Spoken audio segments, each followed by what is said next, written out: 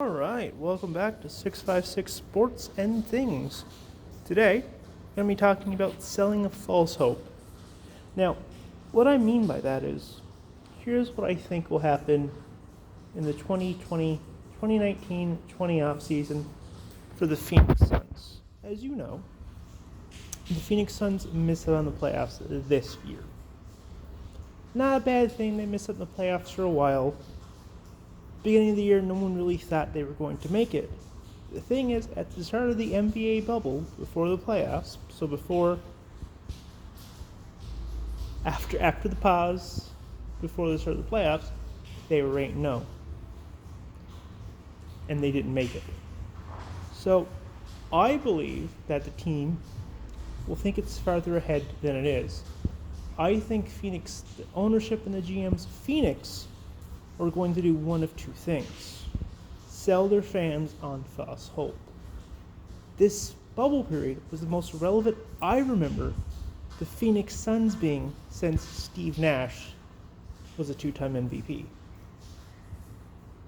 Since he traded the orange and purple of the Phoenix Suns for the purple and gold of the Los Angeles Lakers, they really haven't been relevant. They went 8-0. So maybe, just maybe, fans in Phoenix who had nothing, Suns fans in Phoenix who had nothing to cheer for a very, very long time, are going to convince management to go out and get someone. I think they're thinking, so let me rephrase that. I believe the general manager of the Phoenix Suns will think they are, that's better, this close to a playoff berth. And what I think they'll end up doing, there's a downside to that. What I end up think they're doing is they'll go and they'll overpay a player who's a bit past their prime to get him over the edge. Maybe a proven winner, maybe a guy like Tristan Thompson if you can get him off the Cavs, maybe a guy like Montrezl Harrell, but I really have a fear of them going after a guy like Marc Gasol or Serge Ibaka. Now, what I think they'll do is they'll take a guy who's maybe past his prime, maybe just a smidget, but who's a veteran, maybe been to the playoffs a couple of times, maybe has a ring, maybe been to the finals, and they'll overpay him. They'll give him a couple of $1 million too much. Or what they'll do, instead of giving a guy, maybe a guy's looking at the cap situation right now, like a guy like Serge Ibaka, who's a veteran, who's won a ring, been to the final twice, been in the playoffs a lot. They'll go, Serge, you're getting older, and we like you, and they'll get in a bidding war with them. They'll get in a bidding war with, let's just hypothetically say, the Raptors. The Raptors want to keep Ibaka. I don't think that's a surprise to anyone. I don't really know how it's not a surprise. But they'll look and go, the Raptors are going to give you 1 year. 1 year at $20 million. Let's just throw that in a row. I don't think Ibaka's going to get $20 million this offseason. I think he's probably a $10 million player. That's just my opinion.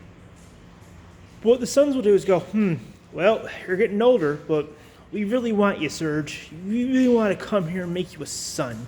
It's really nice here in Arizona. Yeah, we haven't been relevant in a very long time.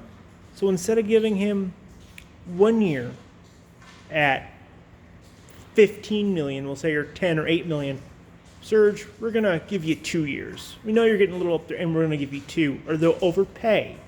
Instead of giving Serge $10 million when he would have got for the Raptors, they're going to go up and give him $20 to $30 million a season.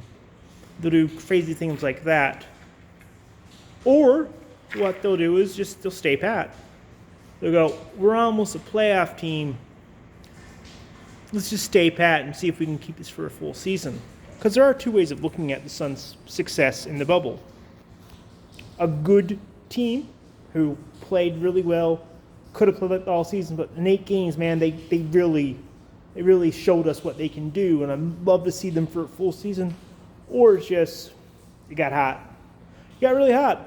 You won 8 games in a row. Good job. Good job, Suns. 8 games in a row.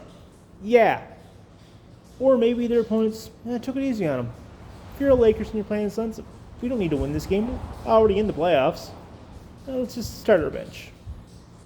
So I think the Suns will also overpay for someone, pay him too much or give him a too long a term to bite him in the ass. Or they'll go and they'll try to trade for a Victor Oladipo, or they'll trade for a contract to maybe get there. Maybe they'll take a run at Fred VanVleet. Maybe they'll trade for someone who can help them get over that hump. I'm thinking DeMar DeRozan will be a guy they would go after and target. He's been in the playoffs a lot. Probably has a chip on his shoulder after the Raptors won last year. Can probably bring a different article to the game. But I think the Phoenix Suns will be sold on false hope. I think this is going to happen as well with New Orleans, who were just there and just lost out. Memphis might have some of that, but I don't think too much. But I think Phoenix is the real culprit there. Everyone knows that the owner is cheap. If you don't believe me, they did sell their G League team. Let me rephrase it. I don't believe their owner is cheap. I believe when he gets out his wallet to go through gas, he's to cash up his car, he has to use WD-40 to make sure his wallet opens because he hasn't opened in that long. If you're a Suns fan, let me know what you think they're doing, what direction you think they're going. Are they going to stay pat, maybe try to build the draft, or are they going to go all in and try to make the playoffs and give their fans something to cheer about and end up overpaying someone who wasn't really worth the overpayment? If you're new to this channel, make sure to hit that sexy like and subscribe. Give this video the orange casty thumbs up right there. Make sure to like and subscribe. Sharing is caring. So, share this video whoever you want to talk basketball with, and we all have a great day, and I'm sure I'll be chatting with you guys again soon. Have a great night, and this is Nathan Ings signing off. Bye.